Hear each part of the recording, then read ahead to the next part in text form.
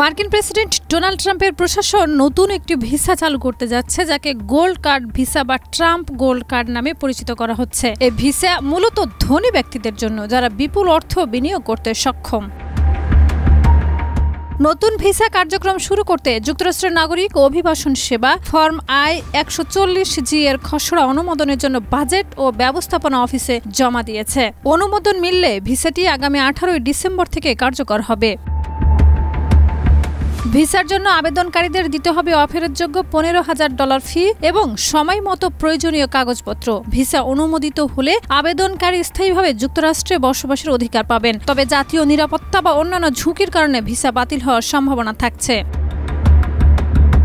ব্যক্তিগত আবেদনকারীদের $10 লাখ, যা বাংলাদেশি মুদ্রায় প্রায় 12,26 লাখ টাকা বিনিয়োগ বা দান করতে হবে। কর্পোরেট স্পন্সর বা সংস্থার মাধ্যমে আবেদন করলে এই পরিমাণ $20 লাখ।